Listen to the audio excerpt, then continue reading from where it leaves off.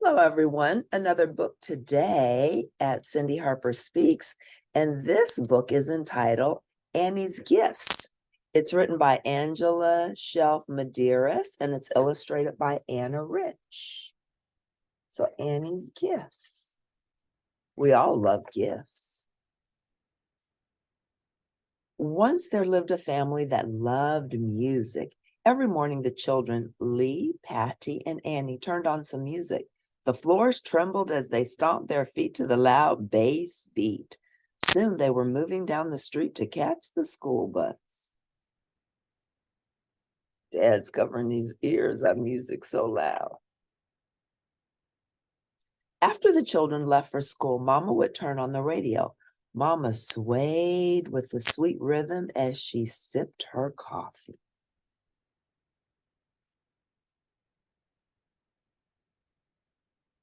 Every night after the children were in bed, Daddy would say, "Come on, honey, let's go once around the floor." Then he and Mama slow danced to the soulful blues music he loved.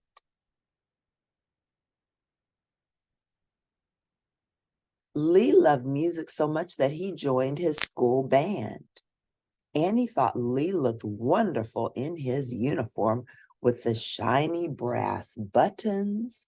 Lee's music sounded like the circus.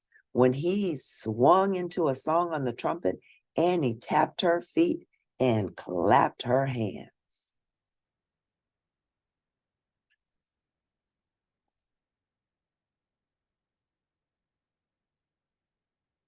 Patty was a wonderful musician too. When Patty played the piano, it made Annie think of pretty colors, soft rain, and springtime flowers.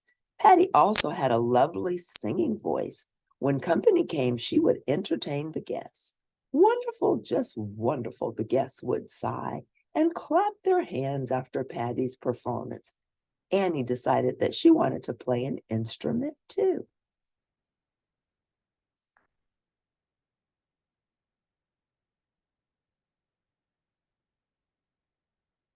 One day, Annie's school music teacher, Mrs. Mason, passed out instruments to the class. She gave Annie a recorder. The class practiced a group song for months. Everyone played their part perfectly, everyone except Annie.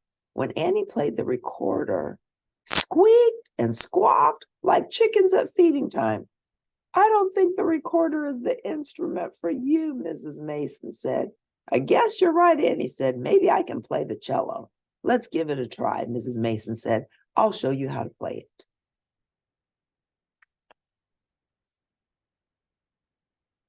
When Mrs. Mason played the cello, it sounded warm and carefree like carousel music. Annie tried and tried, but when she played the cello, it always sounded like a chorus of screeching alley cats. "Oh," Mrs. Mason sighed and rubbed her ears. "Annie, darling, I just don't think this is the instrument for you. How would you like to make a banner and some posters announcing our program?" "Okay," said Annie. She was disappointed, but she did love to draw. Annie drew while everyone else practiced.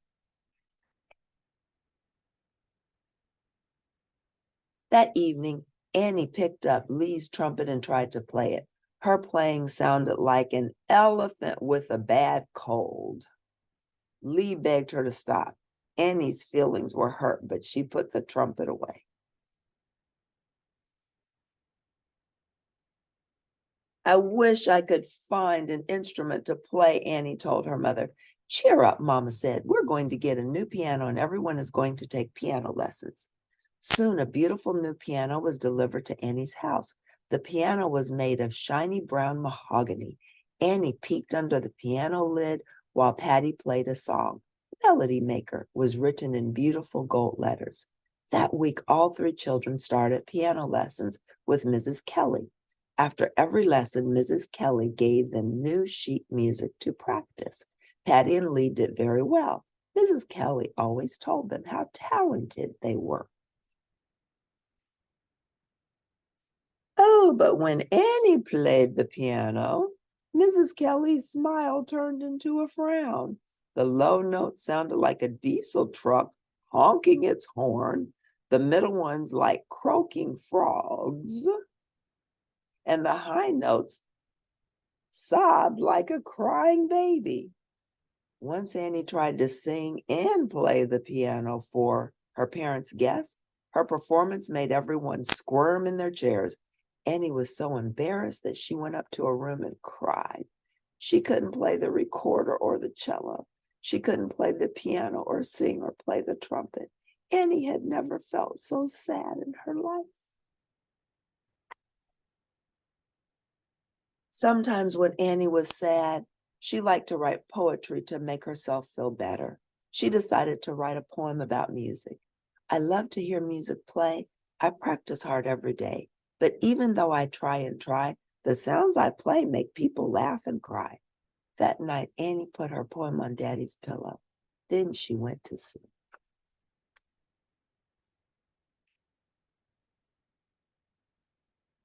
In the morning, Daddy and Mama had a long talk with Annie. I just can't seem to do anything right, Annie sighed. Yes, you can, Daddy said. There are lots of things you can do. Really, Daddy? Annie asked. Of course, Mama said. Not everyone can play the piano and sing like Patty. Not everyone can play the trumpet like Lee. That's his special gift. And not everyone can write poetry and draw beautiful pictures the way you can. I didn't think about it that way, Annie said. I can't sing or play an instrument well, but I can do a lot of other things. Now, if you should pass by Annie's house, you might hear Patty singing and playing on the piano. Perhaps you'll hear Lee playing his trumpet. And sometimes if you stop and listen very, very closely, you might hear Annie playing her radio. Annie plays loud, finger-popping music when she feels like laughing and drawing pictures. She plays soft, sweet music when she writes her poems. She can play any kind of music she likes on her radio. She still can't play the piano or sing like Patty, and she still can't play the trumpet like Lee. But now Annie has found she's happiest when drawing her pictures and writing poetry, because art and writing are Annie's gifts.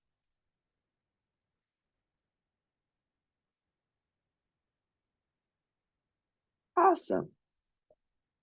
So now we will understand what Annie's gifts is all about. It wasn't about gifts like receiving a present. It was about gifts that we have that we can share with the world. So everybody can't do everything, but find out what you're good at. Find out what makes your heart go pitter-patter and what brings you joy, and that's your gift. If you liked Annie's gifts, please press like at the end, and I'll see you next time at Cindy Harper Speaks. Thanks for tuning in. Bye for now.